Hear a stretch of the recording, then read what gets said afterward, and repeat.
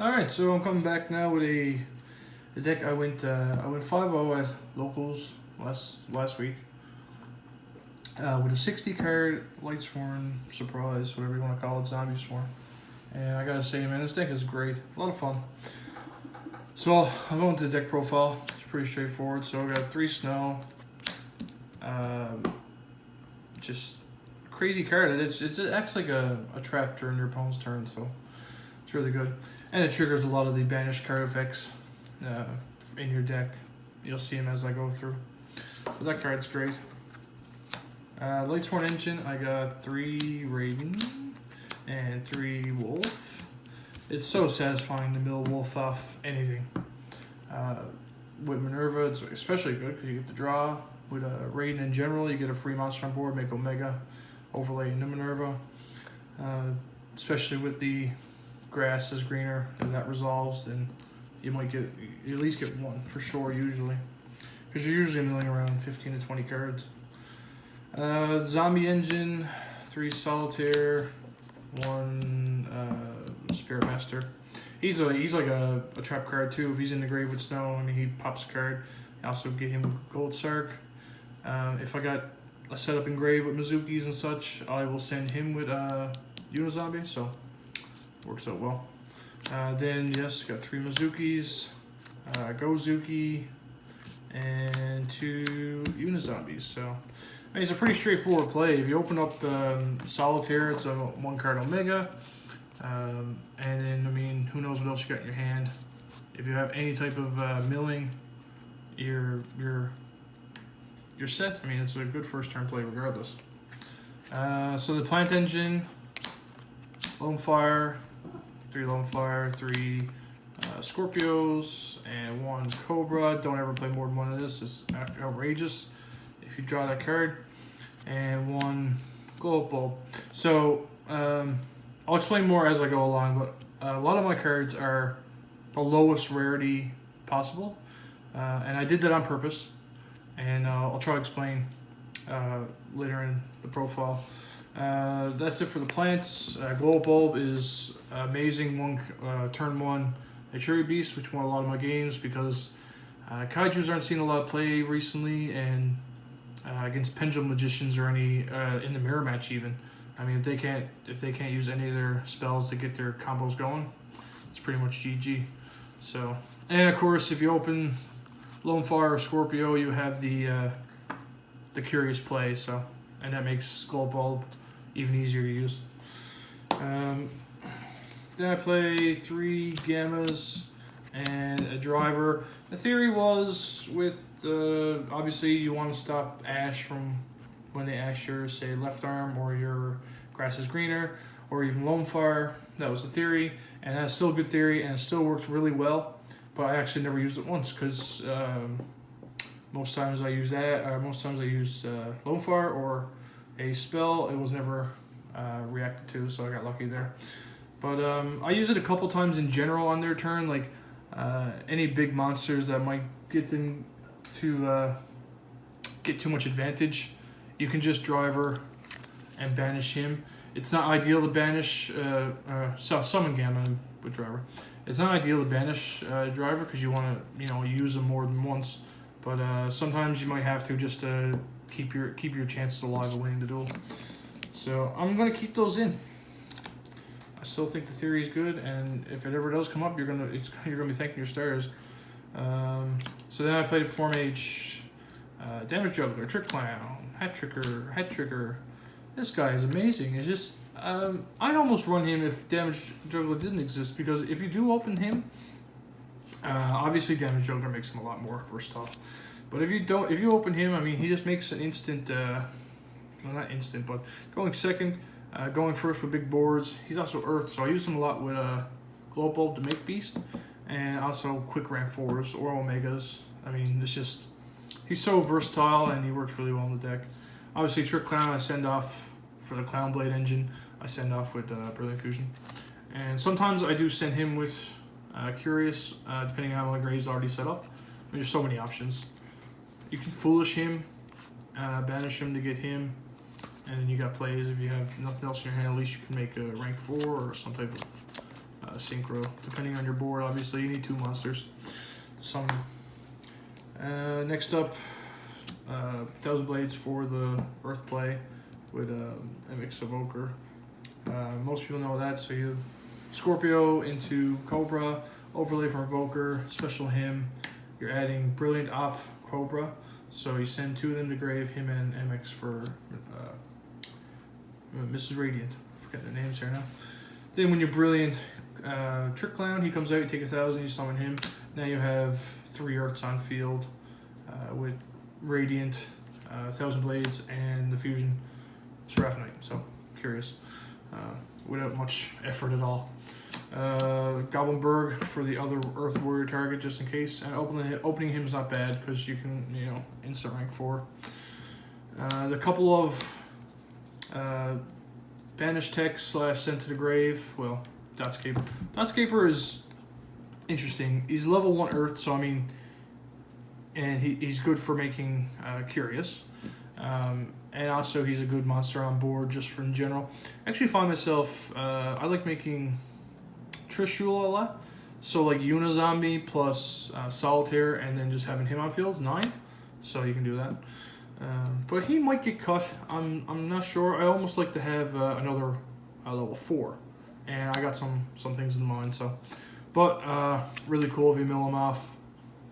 If you mill him off grass, if you banish him with snow, he comes out. You can only use once effect per duel, but he's really good in general.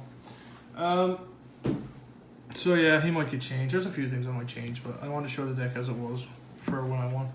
And Garnet, because you got to play Garnet.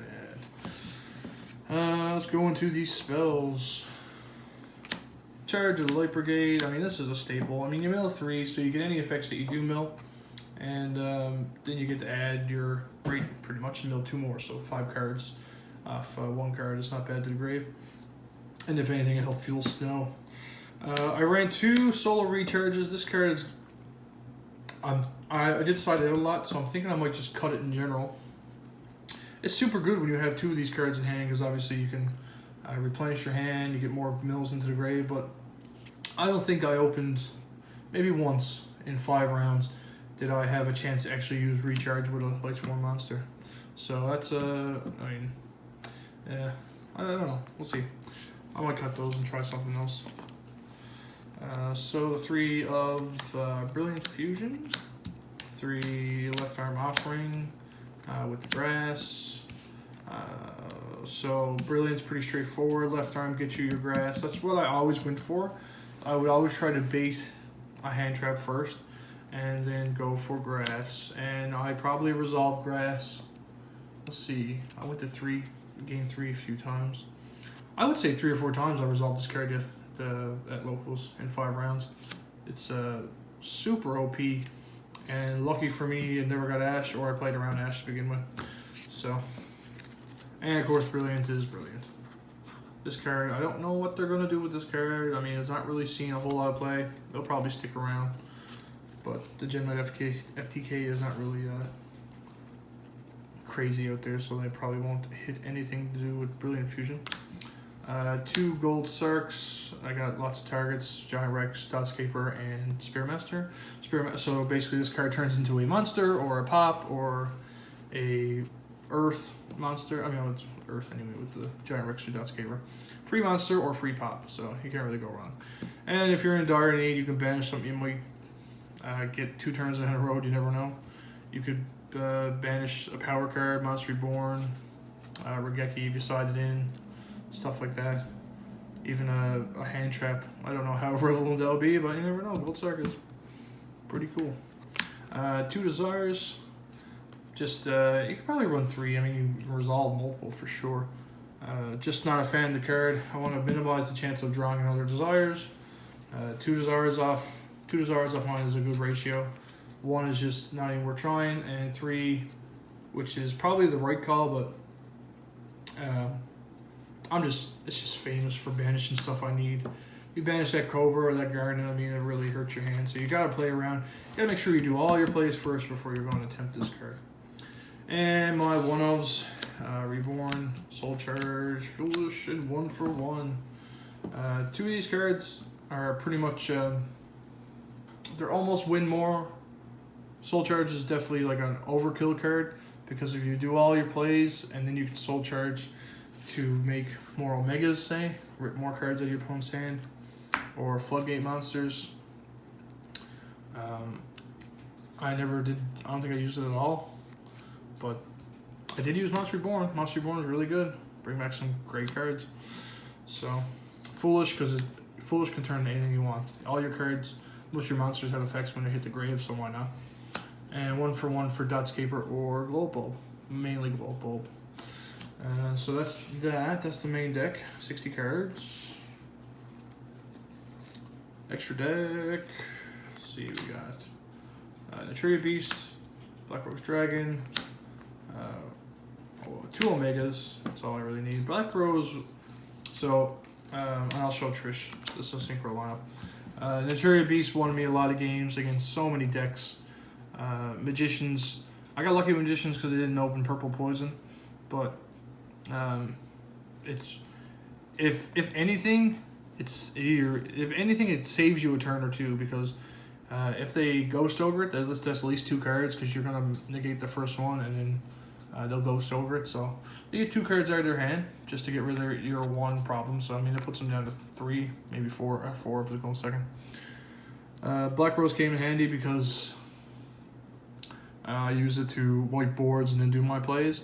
And I mean, they have to answer it. They're not gonna, if they can't answer it, then their board's gone and you pretty much win. And if they do answer it, then they have to use a resource to get rid of it. So 2 Omegas. That's the most I ever went into in turn 1. 2 Omegas, take 2 cards out of their hand, 2 down to 3. They play with 4. So, and I hit some really good targets with that. And I played Trish. A first turn Trish is not bad, but then I found myself not having anything to, unless I already have links on the board. If I put him in my extra monster zone, I don't have a way to really get rid of him. I guess I could banish him for snow and stuff, but that never really came up. But I might have to change the extra around, so play like a generic link monster. But Trish is really good. Really, really good. For XYZ's Invoker for the plays with the Scorpio Cobra, Mrs. Radiant. 1 Minerva, 1 Boguska, 1 Tornado Dragon. Puts in a lot of work as well against Magicians. That's a hard card because they have to play around that too. Utopia Package, which helps me out big monsters. There's a problem with this deck and just getting over big monsters, and Utopia is your answer to that. That's it for the XYZs. Links, I got Mrs. Radiant for MX Invoker. Curious, which is just probably the best card. I usually always go in this turn 1. It really mills a lot of cards into the grave in general. And if they destroy it by their card effect or battle, you get to add any card from your graveyard back to your hand. So the mistake I made a lot was banishing spells for snow. And really what I should have done was kept some power spells engraved, because when this got when this did get destroyed, I didn't have really much to add back. So I'd like to keep some power spells in the grave for her, just in case. I got to keep that in mind. 1 Siriuja, which is fixed hands. I don't know how many times I put Garnet or Cobra back with him and then use the play, because you can special. So you can, it's really easy to make 4 monsters. You get him on board, you're going to draw 4, you put back 3. Put back your Garnet, put back your Scorpio, put back your Wolves, and then use cards to help them get out of the deck, like Brilliant Fusion or Scorpio. So I did do it once, made him, put back my Cobra, and then I use this effect to special my Scorpio, and then special that Cobra I just put back. So that worked really well too. And the last monster is, of course, Gemini Scarf Knight, because why not? Earth, extra normal summon, and here comes my cat. And old Garfield to get down. Give me a minute. And just a really fucking good card. Actually, once I summoned this in attack position and pitched a spell to make it 2300 just to try an OTK, and they had to play around that. So my opponent noticed I put it in attack position, so he kind of figured what I was going to do, and he played around it correctly, but it did waste more resources on his field and hand in order to try and get rid of it. So keep that in mind. Extra deck. 3 Ash Blossoms. I should main this card. I mean, Locals is not really heavy for Pendulum Magicians. There's a couple floating around that really don't hurt them. But everything else, this just blows out the water. So, I mean, I might as well. This card helps against Magicians. Actually, I need to get a third. It's extremely hard to find a third Ultimate Rare. I know, first world problems. But I like this ratio in general. I probably would play 3 and 3 because obviously with 60 cards, you want to see them more often than not. Especially going second, which most people will definitely go first against the 60 card deck. Next, 1 Regeki and 1 Dark Hole just for board wipes. I put this in for the theory was on Galaxy Cyclone is so if you draw it, it's a MST pretty much unless they have a continuous trap. So right off the bat, that's a negative because most continuous traps would be going second would be floodgates, right? So right off the bat, that's a negative. But it acts as an MST, and when it goes to grave, next turn, banish it to get rid of their floodgates. That was the theory. But then people were siding in, obviously, Iron Wall against 60 card decks, which, I mean, rightfully so. And this is dead. If this card could be used the turn it's sent to the grave, it'd be a completely different story. But the fact that when you send it off grass, say turn 1, and you, or turn 2, whenever this is sent, it can't be used that turn. So it has to be used the next turn. And chances are your opponent will have a board established by then to react to something of this nature. So this will be cut out of the side deck. I thought the theory was great. I tried putting it in, but I never did see it. So those will be going back to the binder. It's too bad. I like the idea of using your, if you mill something off grass that's actually usable. It's a shame that you have to wait a turn to use it. So it'll be coming out. This card, though, I'm thinking I'm going to keep in. This will be pretty much a couple of my big duels. So Breakthrough Skill... So off the bat, you can set it and it's an effect veiler, pretty much. It's a Phoenix Chain that can't be destroyed by... Obviously, they can get around Phoenix Chain, they can get around Veiler. But this card, you set it if you draw it, so it's not too bad if you gotta set it, but most of the time, I love milling this card because people make these monsters that, unbreakable boards. So, for example, Odd Eyes Fusion Dragon or Pendulum Dragon? No, not Pendulum. It has to be the Fusion one. The Fusion Odd Eyes monster, which lets you put a face-up pendulum back to negate anything once. So my turn comes around. I'm like, okay, I'm going to banish this to negate his effect. So they can choose to negate that, obviously, which wouldn't make much sense because it's doing the exact same thing. So using this, that monster's gone. Also, what is it against? Even the Churia Beast. You do this against the Churia Beast, they cannot stop it. And the Churia Beast now is dead for this turn, so you can use your spells, all day. What this really came in handy against was the Rogue Herald player. So you're not really going to see Herald in the meta. But this card, Herald cannot stop because he only stops activated effects. And this just bans itself from grave, so he can't stop it. I'm not sure the exact ruling. But when he's negated or some type of floodgate monster is negated, then you can do your plays. So I really like Breakthrough Skill. It helped me a lot. Especially I Breakthrough Skilled a Scorpio. So they pitch for cost, Breakthrough. That's it. Can't do nothing else with that. And the last two cards I sided was Abyss Dog for a mirror match or any type of grave effect. So True Draco, mirror match. Does this stop? Paleozoic as well, I guess. So it probably should be main deck, truthfully. And then Bujinki Amaterasu. So the theory with this card was, obviously I'd side in my Ghost Ogres and Ash Blossoms. You'd end up milling them through all your different means of milling cards. You make this guy. So you're going to banish, using Snow, banish your Ogre and Ash Blossom to make Snow, which will probably help make this guy. Use his first effect which is to target one of your band's level 4 lower special, so you special back your Ghost Ogre, so then she's live.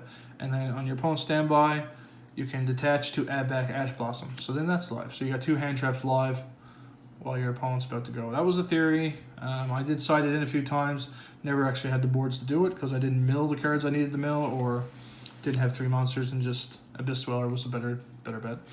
But that was the theory behind that card. But so that'll probably get cut too, because it's more, the 3 level 4s is a bit of a stretch. I mean, it's super possible, but it's just not as relevant as you would like it to be.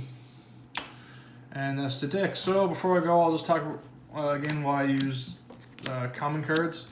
I went for a 60 card common just because most of the cards I had already were common for the deck. And I actually found, because the cards that aren't common are like Brilliant Fusion, Grass, your left arms, you want to see these cards turn 1, obviously, right? So as soon as you can. And I don't know if it's just... there was always a theory that holographic cards would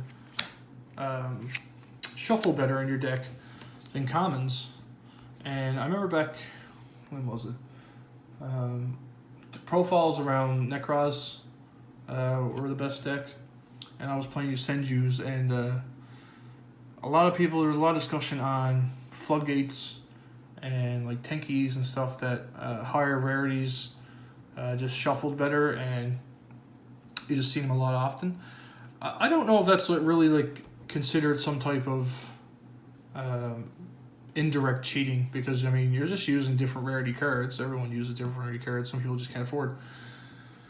But using only holographic cards of ones you want to see, I always found myself opening one of these cards more often than not.